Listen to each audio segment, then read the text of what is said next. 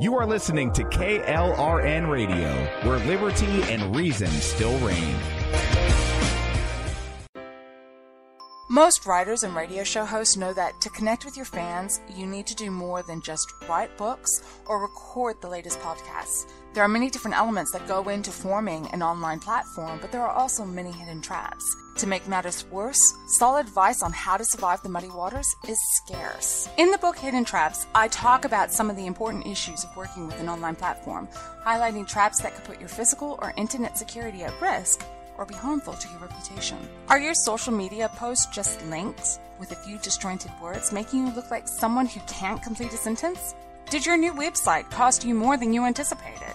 Are you leaking your personal contact details across the web without even knowing it? Then you need Hidden Traps. Although Hidden Traps is not officially released until August 1st, you can pre-order your paperback or ebook copy now from a variety of retailers, including Amazon, Barnes & Noble, and Kobo. Visit blackwolfpublications.com for more details. Here's George Foreman with InventHelp. Hi, I'm George Foreman. Do you have an idea for a new product or invention? People ask me all the time, George, how do I get my idea in front of companies? How do I get a patent? What do I do next? Do you have the same questions? I'll tell you like I'll tell them all. Call my friends at InventHelp. Call InventHelp today for free information. InventHelp has been helping inventors for more than 30 years and has sales offices nationwide. InventHelp can submit your invention to companies who are interested in receiving new ideas. If you have an idea and want to try to patent it and submit it to companies, you should call InventHelp today for free information. Listen, I can't guarantee a company will be interested in your idea, but I believe every inventor deserves the opportunity to step into the ring and take their best shot. Put InventHelp in your corner. Get your free inventor's information. Call 1-800-353-6490. That's 1-800-353-6490. Again, 1-800-353-6490. KLRN Radio has advertising rates available. We have rates to fit almost any budget. Contact us at advertising@klrnradio.com.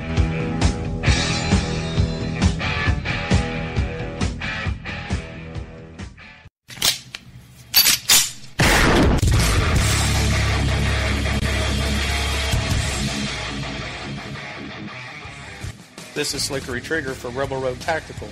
With proper care and feeding, your pistol will be ready when you need it, there to save your life. Shouldn't your gear be that good? Whether you need a holster for comfortable everyday carry or a tough-as-nails holster for your next training course, Rebel Road Tactical has what you need. Check us out on the web at rebelroadtactical.com.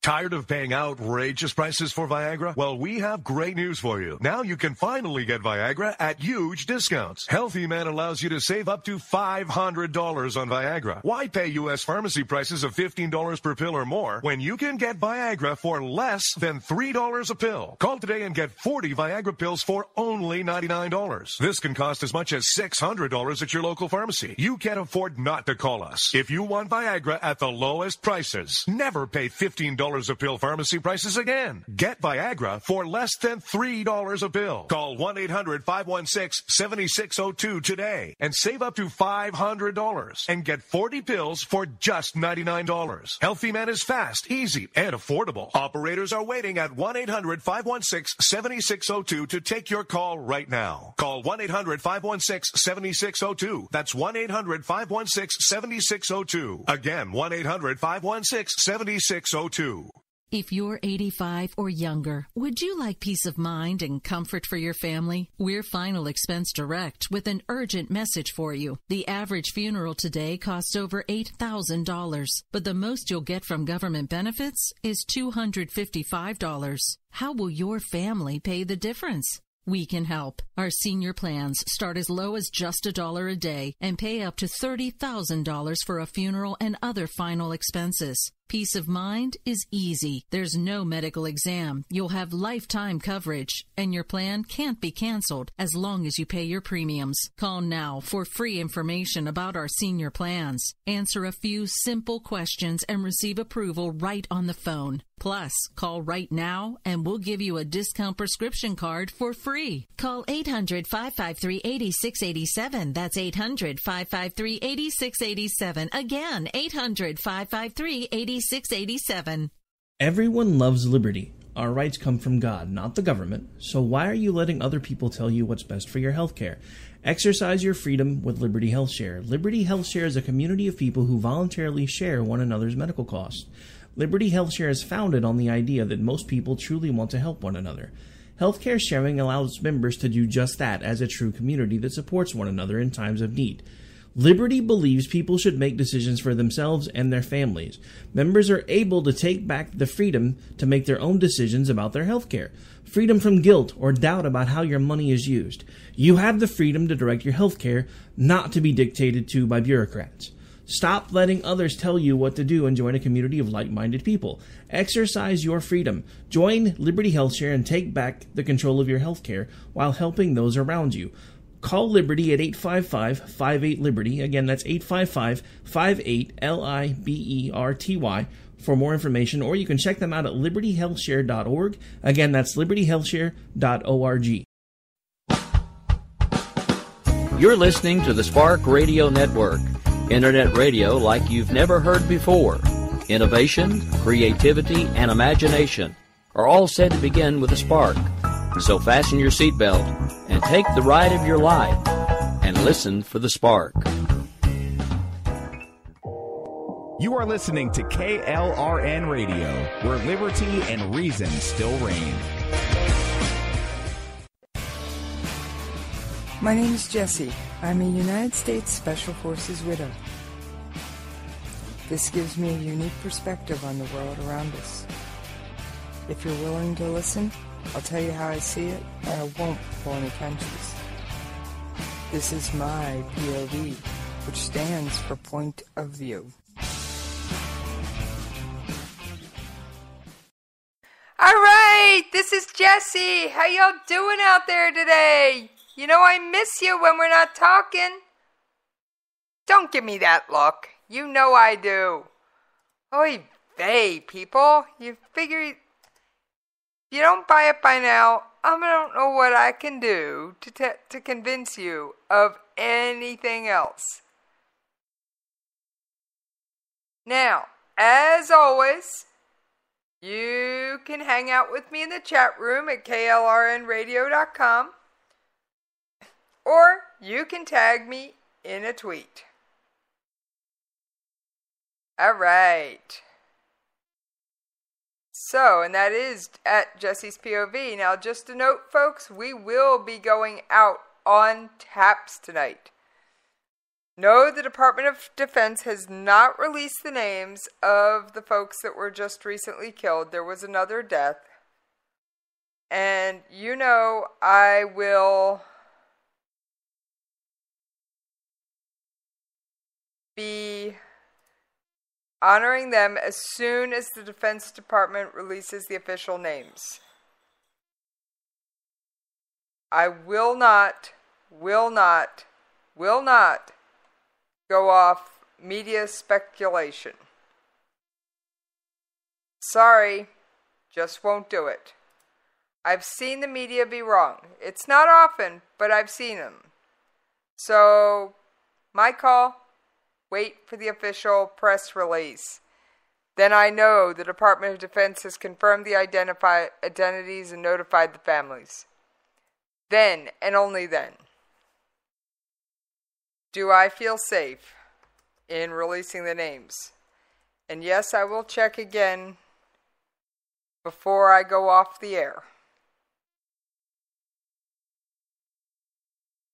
All right.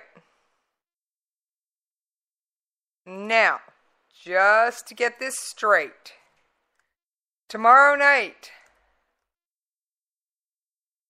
I will be on the air, but it won't be on Jesse's POV. Tomorrow night, we are bringing back Coffee Shop. Yes, every Friday night, 9 o'clock, take a break from the politics, the international war, the terrorism with me, and find out about a new book, how the author wrote it, a little bit about the book itself. No, I don't do reviews, but I do ask the author to explain their writing process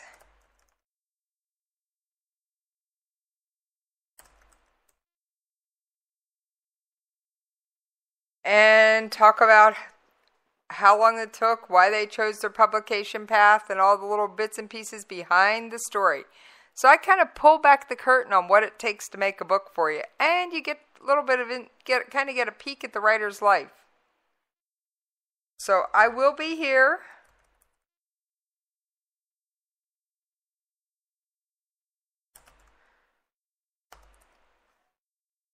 but I won't be talking military. We're taking a break from that every Friday night from now on. It will be Jesse's Coffee Shop for a while. How long? Long as I can get you authors to come on and chat with me.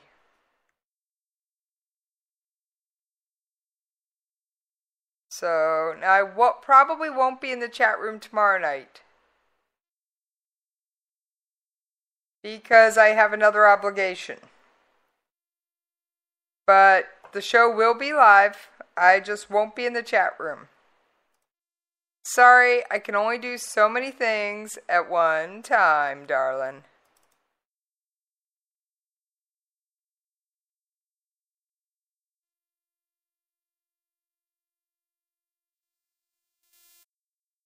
And, alright, what do we have? What's on the horizon for tonight? Well, I can tell you there's going to be some North Korea. I also have an awesome Operation Inherent Resolve update. I also have some interesting news, just some stuff I found interesting.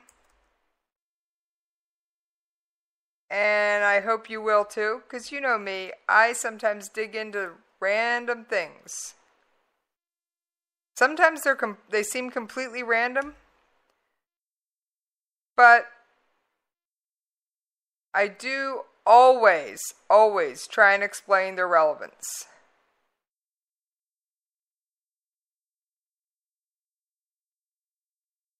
So, we will get to all that in just a moment. Yes, we will.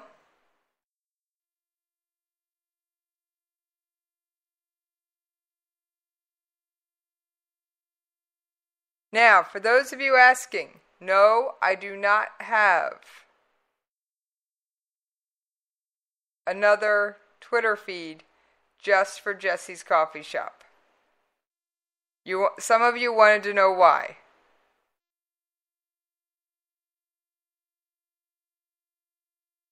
Well, here's why. I have 24 hours in a day. I have a lot of station commitments.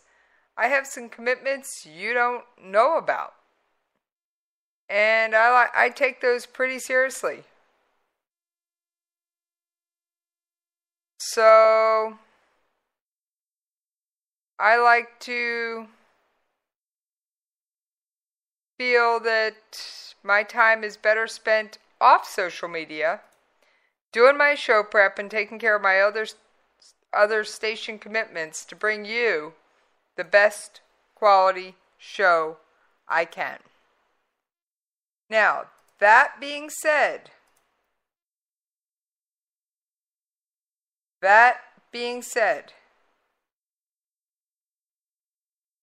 I have some new audio tonight. Some new and some you've heard it before, but I want to try and put it all into context. So, let's get this show on the road. My show prep just isn't making the right noise tonight. I think we got it in the end.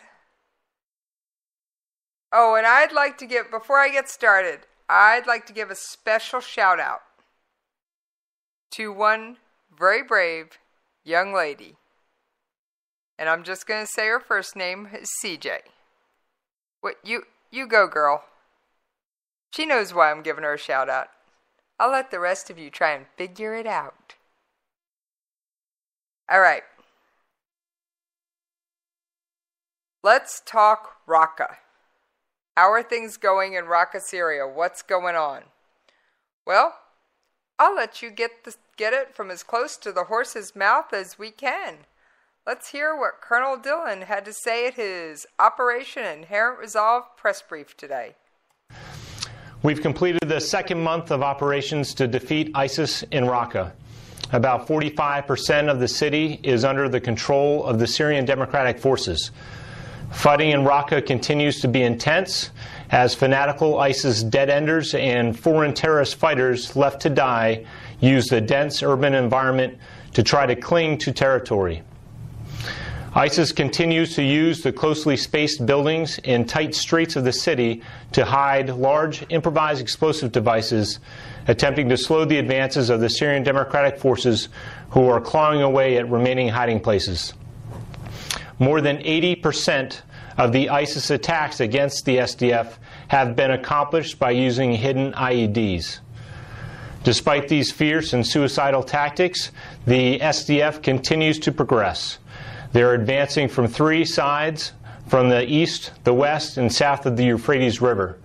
And as of this morning, there was still about a 250-meter gap between the east and west axes. That can be covered by fire, but it's only a short amount of time before there's an actual physical link up there. All right, so we are starting to cut Raqqa off. That's the way I took that, friends. We are starting to cut Raqqa off.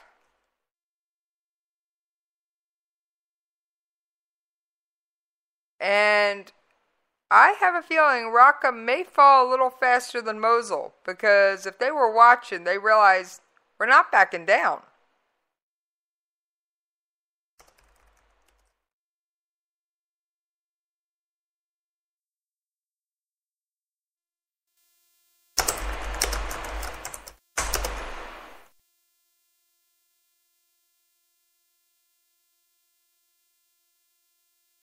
No, we're not. And I don't think we're going to. Alright, got another little bit I wanted to play for you, and I think I got the right clip here. We're playing a little bit of audio roulette. Because, as always, I didn't get everything quite perfectly prepped before I got on the air, but then you wouldn't recognize me if I did. He was known as the most prominent and radical... Okay, let's back that up just a little bit. We took out some really bad guys.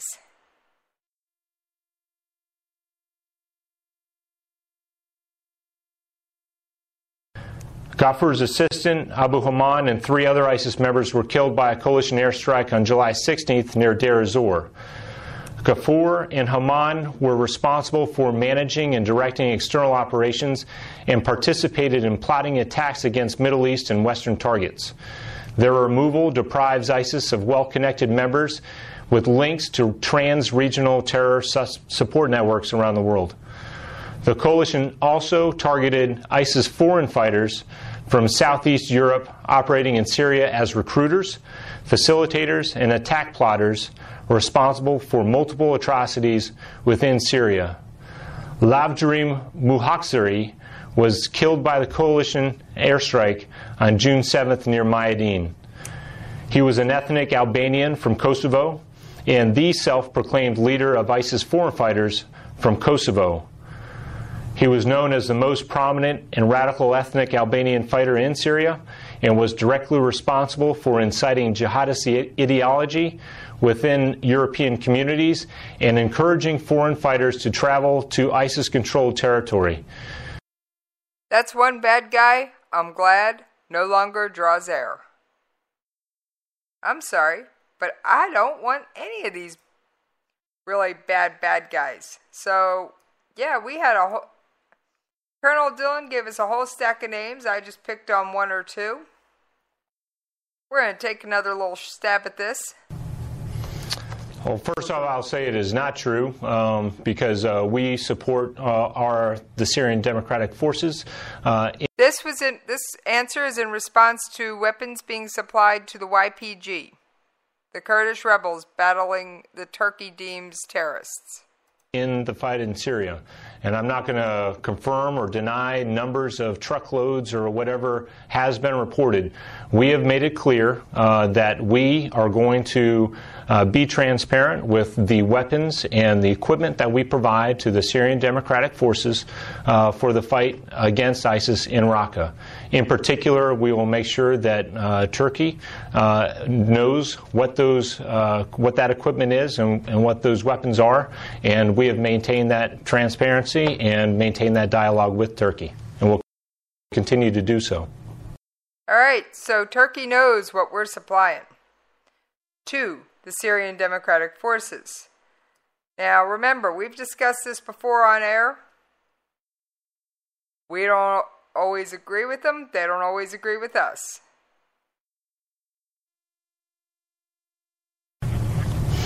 Yes, Zach, that number currently stands at about 850, and that is including this new 230 that have come aboard. There have been... This refers to the Raqqa Internal Defense Force, the ones to take over defense of Raqqa once ISIS is out. Keep listening. It'll explain itself. A desire, and there are a lot of passionate people who have wanted to join the ranks of the Raqqa Internal Security Force, and we are continuing to vet them and train them so that they can provide security for their neighborhoods and prevent ISIS from coming back to these areas that have been liberated. Thanks. And also I wanted to follow up. You mentioned that 80% of the ISIS attacks against the SDF now are from IEDs. In Afghanistan, there was a big push, obviously, to have ISR assets to try to track some of the placements of hidden IEDs. Are those sort of coalition ISR assets being used to try to prevent the threat or to mitigate the threat of these IEDs and help track their placement? Or is this purely the SDF discovering the IEDs as they move into territory? All right, we're going to let him pick up with the answer to that because I thought it was another interesting point. Well, Zach, those we do have capabilities, and I'm not going to get into the details of them, but anything... Smart man, don't discuss methods or means, methods, or tactics in a non-classified setting. Smart man, let's continue. That we can do to help identify where these IEDs are, these vehicle-borne IEDs, these factories where they are being built and striking them prior to the ability of ISIS to use them, we will do those things. And as far as detection of these IEDs, there are capabilities that we have and are using in Raqqa for that purpose. All right, there was one more answer I really liked. I think it was the next one coming up, so we're going to just give it a shot. So first off, we as a coalition, our primary responsibility is to defeat ISIS, but then also to make sure that security is set in those areas. We are also working with the Department of State and... Okay, that wasn't the question I wanted to hear. Let's jump a little further forward. For doing this, just two questions.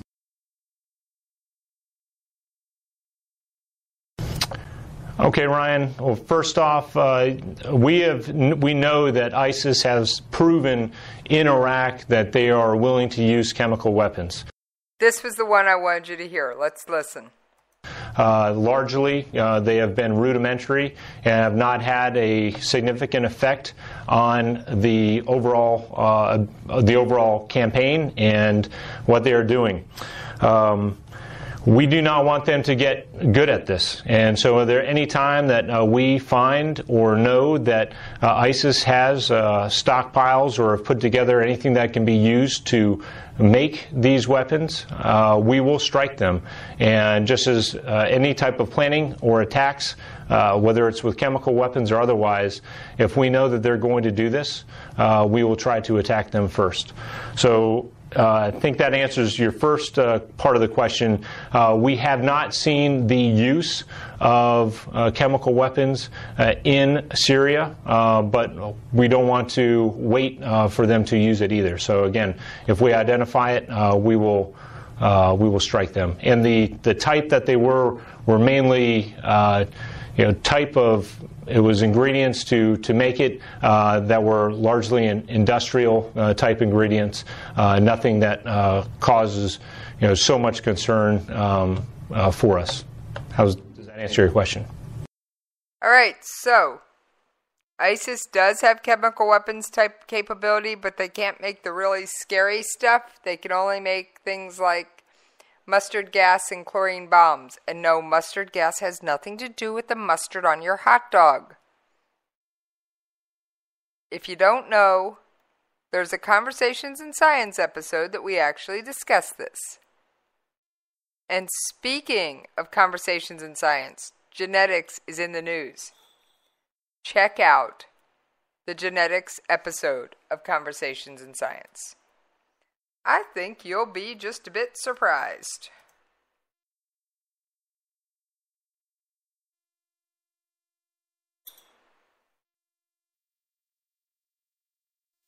All right. I'm running just a few minutes behind schedule, so I am going just to stay on track because I think there's an episode of Jen and Rick tonight, but don't quote me. It's been one of those weeks. But we are going to go pay those radio station bills. Oh yes, you know the ones. And as always, you can find me on Twitter at Jesse's POV. You can join me in the KLRNRadio.com chat room if you want to interact with me live. Or you can shoot me an email at the station, Jessie'sPOV at KLRNRadio.com. And I will see you on the other side.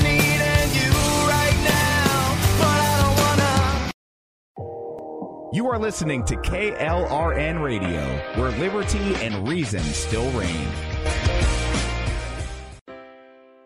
Most writers and radio show hosts know that to connect with your fans, you need to do more than just write books or record the latest podcasts. There are many different elements that go into forming an online platform, but there are also many hidden traps.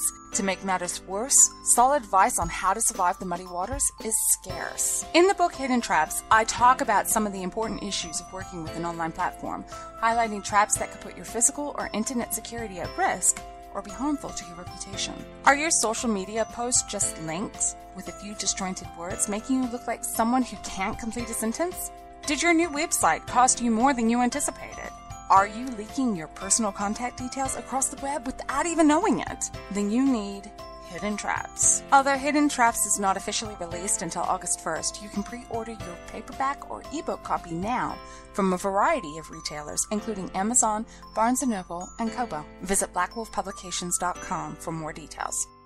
Here's George Foreman with InventHelp. Hi, I'm George Foreman. Do you have an idea for a new product or invention? People ask me all the time, George, how do I get my idea in front of companies? How do I get a patent? What do I do next? Do you have the same questions? I'll tell you like I'll tell them all. Call my friends at InventHelp. Call InventHelp today for free information. InventHelp has been helping inventors for more than 30 years and has sales offices nationwide. InventHelp can submit your invention to companies who are interested in receiving new ideas. If you have an idea and want to try to patent it and submit it to companies, you should call InventHelp today for free information. Listen, I can't guarantee a company will be interested in your idea, but I believe every inventor deserves the opportunity to step into the ring and take their best shot. Put InventHelp in your corner. Get your free inventor's information. Call 1-800-353-6490. That's 1-800-353-6490. Again, 1-800-353-6490.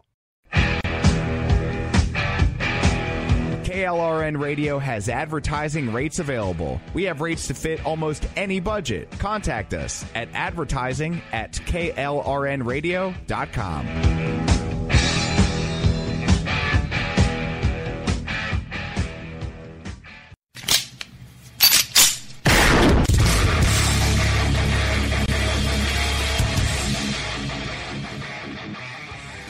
This is Slickery Trigger for Rebel Road Tactical.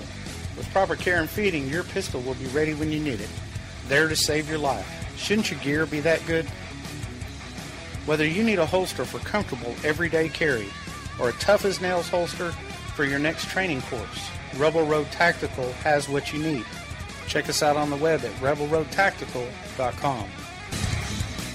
Tired of paying outrageous prices for Viagra? Well, we have great news for you. Now you can finally get Viagra at huge discounts. Healthy Man allows you to save up to $500 on Viagra. Why pay U.S. pharmacy prices of $15 per pill or more when you can get Viagra for less than $3 a pill? Call today and get 40 Viagra pills for only $99. This can cost as much as $600 at your local pharmacy. You can't afford not to call us. If you want Viagra at the lowest prices, never pay $15 a pill pharmacy prices again. Get Viagra for less than $3 a pill. Call 1-800-516-7602 today and save up to $500 and get 40 pills for just $99. Healthy Man is fast, easy, and affordable. Operators are waiting at 1-800-516-7602 to take your call right now. Call 1-800-516-7602. That's 1-800-516-7602. Again, 1-800-516-7602.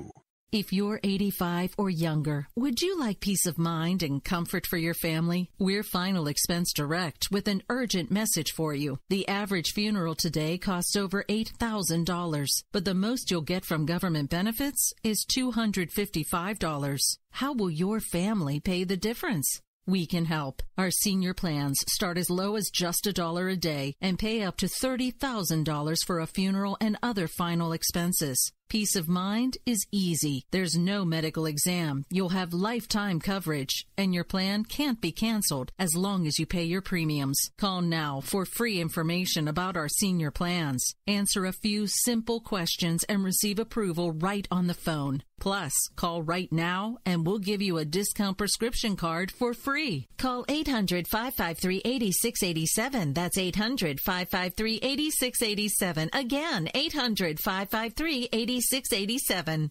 Everyone loves liberty. Our rights come from God, not the government. So why are you letting other people tell you what's best for your health care?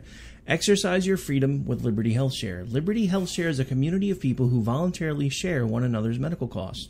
Liberty Health Share is founded on the idea that most people truly want to help one another. Healthcare sharing allows members to do just that as a true community that supports one another in times of need. Liberty believes people should make decisions for themselves and their families. Members are able to take back the freedom to make their own decisions about their health care. Freedom from guilt or doubt about how your money is used. You have the freedom to direct your health care, not to be dictated to by bureaucrats. Stop letting others tell you what to do and join a community of like-minded people. Exercise your freedom. Join Liberty Health Share and take back the control of your health care while helping those around you. Call Liberty at 855-58-LIBERTY. Again, that's 855-58-LIBERTY for more information, or you can check them out at libertyhealthshare.org. Again, that's libertyhealthshare.org. Everything is changing.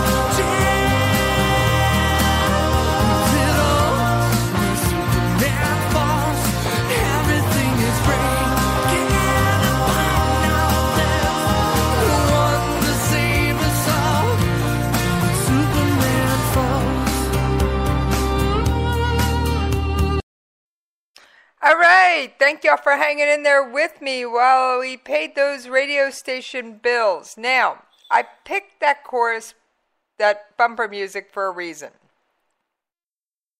I was reminded today, and before I get back to my regularly scheduled show, 20 veterans a day, between 20 and 22, depending on the study, take their own lives. Now, what I'm asking all of you out there in listener land to do, you got a friend that's a vet? Check up on them. Check up on them. Say hi, give them a call, even if you haven't spoken with them in a while. You may be the call that stops them from doing something permanent. Permanent solution, temporary problem. Because if they don't get the help they need, it is not a temporary problem. But with the right help, they can overcome their PTS or PTSD, depending on what you want to call it. All right. That's enough of my own version of a PSA here. Let's get back to one of our regular topics around here. Quackers, a.k.a. Kim Jong-un or KJU, depending on who you are and how you want to look at it. All right. So, unless you live under a rock. Sorry, I'm moving stuff around as I'm talking.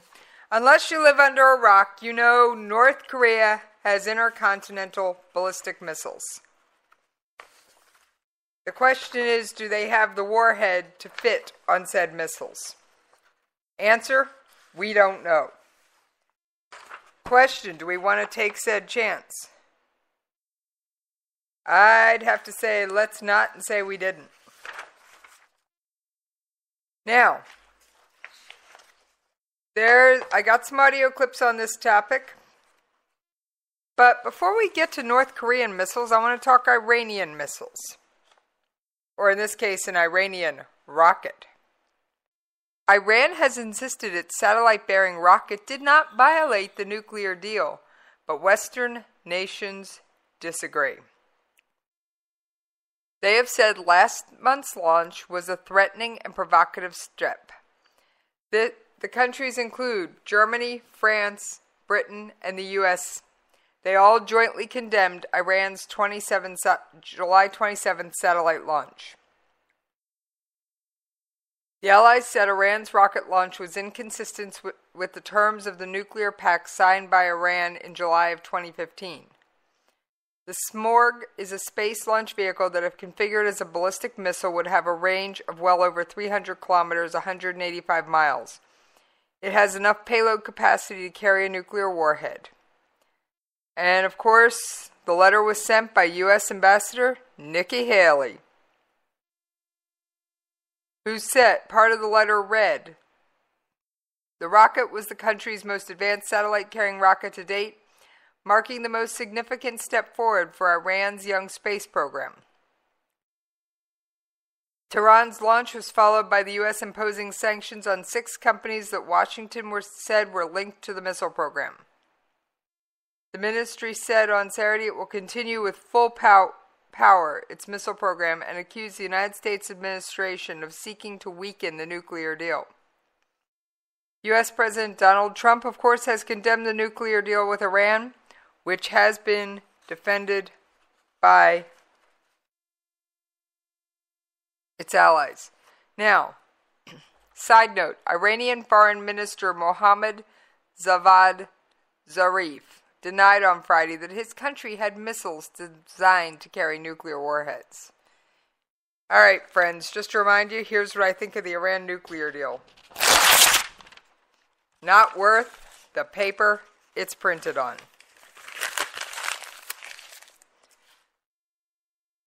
Throw it out, because we already know Iran doesn't live up to their word. All right. Now, North Korea. Got a couple of audio clips, and we'll discuss them as I go. You've heard me mention North Korea's guest worker program. When countries have North Korean guest workers, for example, and this is just one example, have North Korean guest workers working in that nation, we know that those guest workers do not take home 100% of the money they earn. Much of that money, in some instances, I understand all of that money, will not go to that individual doing the hard work, but rather goes back to the North Korean regime. What we are saying is countries cut your guest worker programs. We have seen some success with that in the past and in recent months as well. All right, so North Korean guest workers means cheap labor for the country, means little money for the worker, lots of hard currency for the state. Now, Secretary of State Tillerson has made some interesting comments about North Korea. Here's a recap. The Secretary said this here from this podium. He said, we want to first seek peaceful pressure on the regime in North Korea to have them develop a willingness to sit and talk with us and others, but with an understanding that a condition of those talks, there is no future where North Korea holds nuclear weapons or the ability to deliver those nuclear weapons to anyone in the region, much less in the homeland. He goes on then to say, and let me just finish this, we don't think having a dialogue where North Koreans come to the table assuming that they're going to maintain their nuclear weapons is productive. That's what the Secretary said. Susan Thornton and many of you joined us on that call with the Acting Assistant Secretary for East Asia Pacific said, "We are seeking to exert pressure on the North Korean regime in order to change their calculus." There was more to that statement, but that was the best part to cut it off because I just didn't want to have to play 4 minutes worth of chitter-chatter from State. Love them to death.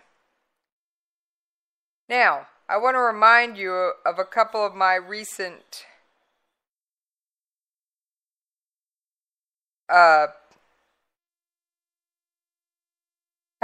recent things, and if you're a regular listener, you've heard some of this before. But we're going to take just a couple of clips. You can bear with me for just briefly. The alarming behavior exhibited by the Kim Jong-un regime is not just a threat to our friends in South Korea. It's a threat to Japan. It's a threat to China. It's a threat to Russia. It's a threat to U.S. allies in the Philippines, Australia, and Thailand. And it's a threat to the United States. It's a threat to the entire world because North Korea's missiles point in every direction. And it's the reason that we call for all nations to implement far stronger economic sanctions against Pyongyang. Kim Jong-un is on a quest for nuclear weapons on the one hand and the means to deliver them intercontinentally on the other. Separate capabilities where he continues to make substantial progress. All right, that being said, while I don't know if those missiles can actually hit what they're aimed at, but like horseshoes and hand grenades, getting close is all that's needed when you're dealing with nuclear weapons. All right, so those moves, those comments, keep those comments in mind. Because there has been a push for Japan and possibly even South Korea to develop their own nuclear ambitions. With North Korea advancing its nuclear ambitions with yet another test of a long-range intercontinental ballistic missile, the once unthinkable has started to go mainstream in Japan. A discussion of the idea that Japan needs to have a nuclear deterrent of its own to survive in an increasingly unstable region. Japan's nuclear allergy stems, of course, from its unique tragic history with nuclear weapons. It is the only country in the world to suffer their impact. Yes, the United States leveled Hiroshima and Nagasaki in 1945 to end World War II. Since then, there have been brief public discussions of gaining nuclear weapons to stave off threats, such as in the 50s at the height of the Cold War. But such discussions were always relegated to extremists who longed for a return to Japan's imperial military heyday. There are some Japanese security analysts who are starting to think about stationing nuclear weapons in Japan, and they are mainstream. That is new in Japan, according to Mark Fitzpatrick, Washington Executive Director of the National Institute for Strategic Studies, and author of the book Asia's Latent Nuclear Power. The taboo about talking about nuclear weapons in Japan has been broken. Okay, Japanese adults and children are conducting evacuation drills based on the assumption that North Korea may launch a ballistic missile their way. I've seen similar evacuation drills, mostly with U.S. Military dependents and non-essential personnel, take place in the recent year, in the past 12 months, in Japan and South Korea.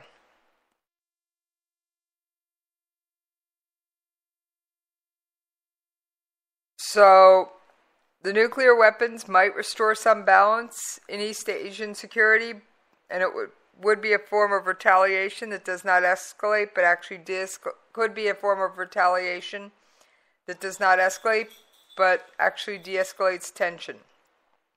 However, many non-proliferation experts disagree and argue that a nuclear-armed Japan would create immense diplomatic problems for the United States as it continues to try and prevent proliferation by adversaries and allies alike. Also, Keep in mind, Japan is already defended by nuclear weapons. They fall under our nuclear umbrella by treaty. They just don't happen to be Japanese nuclear weapons, they're American nuclear weapons. This is an argument against Japan going nuclear.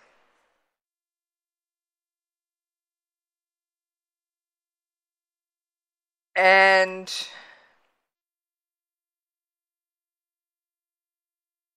Abe's political party has also stated North Korean political threats have entered a new stage. Without referencing nuclear weapons, Japan's prime minister said earlier this year that the country needs to explore what kind of deterrence can be possible under the exclusively defensive policy. Thanks to its reliance on nuclear power, Japan has a large stockpile of plutonium that has long worried anti-proliferation advocates. At the end of 2016, Japan had approximately 9.8 metric tons of plutonium and stored around the country, and another 37.1 metric tons stored in Britain and France. That's enough to create approximately 5,000 nuclear bombs. Now, some of the weapons-grade material was transferred to us in March under an anti-proliferation agreement signed during the Obama administration. After North Korea successfully tested an ICBM capable of carrying a nuclear warhead, President Trump reassured Abe that the U.S. remains committed to using the full range of its capabilities in defending Japan. Of course, allies are always worried and will always be worried. All right, what would I like to see happen with this? I would like to see, pure and simple, no more nuclear weapons. We've got enough on the planet to destroy the planet multiple times over. Do I ever sometimes say, let's nuke the Middle East? You bet you. Hang on one second. I need to check something.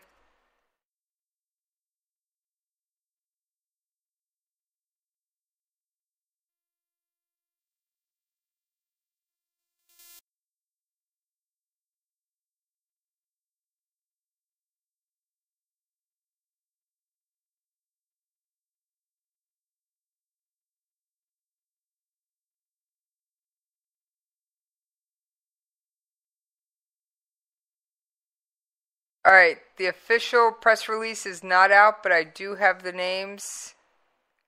I am looking to see, I just checked defense.gov, of the 2 that were killed in Kandahar. I am checking defense.gov now as we speak.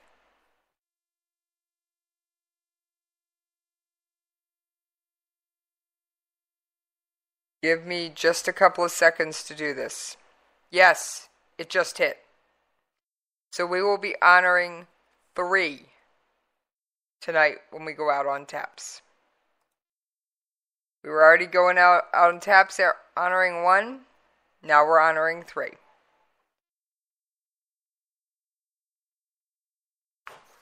All right. Got some good news. And I like this story.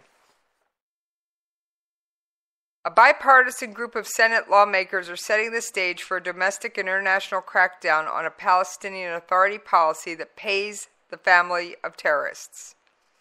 If you're a young Palestinian, the best thing you can maybe do for your family in terms of income streams is become a terrorist. Lindsey Graham, that's a quote from Senator Lindsey Graham. That's sick, that's inconsistent with peace. Graham has authored legislation to force an end to the so-called pay-to-slay program by cutting U.S. subsidies to the Palestinian Authority. The Senate Foreign Relations Committee approved the proposal Thursday. Concurrently, a bipartisan group of lawmakers,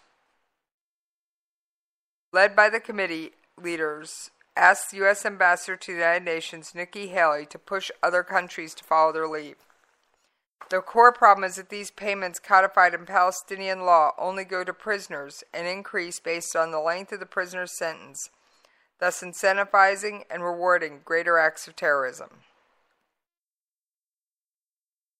And Democratic Ben Cardin wrote to Haley in a letter on Thursday, "We are hopeful that your efforts to use diplomatic leverage on the international stage will complement action in Congress."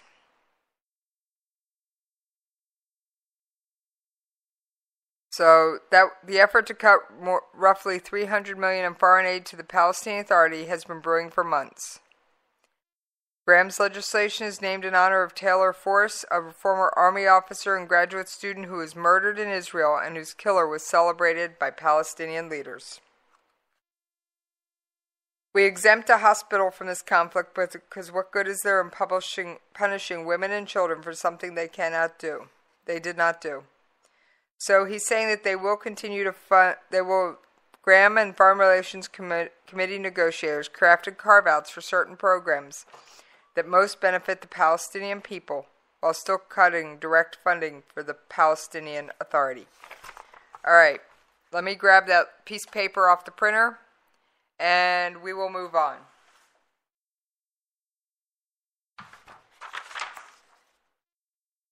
I had a feeling it would be soon. That's why I was constantly checking the website. Alright, just as a reminder, once TAP starts, you will hear nothing from me. Alright?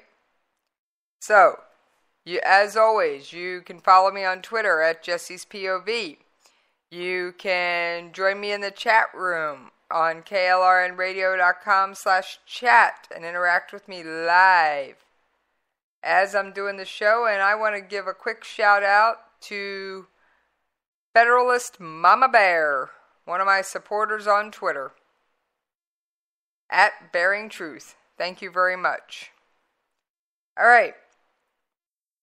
That being said, after I read these two press releases, you will hear, that will be the last you hear of my voice tonight. The Department of Defense announced today the death of an airman who was supporting Operation Inherent Resolve. Tech Sergeant David Board, 49, of Barboursville, West Virginia, died August 2nd in Kuwait in a non-combat related incident while deployed in support of combat operations. He was assigned to the 130th Airlift Wing at McLaughlin Air National Base, West Virginia. The Department of Defense announced today the death of 2 soldiers who were supporting Operation Freedom Sentinel. They died August 2nd in Kandahar, Afghanistan, as a result of injuries sustained when a vehicle-borne improvised explosive device detonated near their convoy. Both soldiers were assigned to the 2nd Battalion, 504th Infantry Regiment, 1st Brigade Combat Team, 82nd Airborne Division, Fort Bragg. Killed were Sergeant Jonathan Michael Hunter, 23, Columbus, Indiana. Specialist Christopher Michael Harris, 25, of Jackson Springs, North Carolina.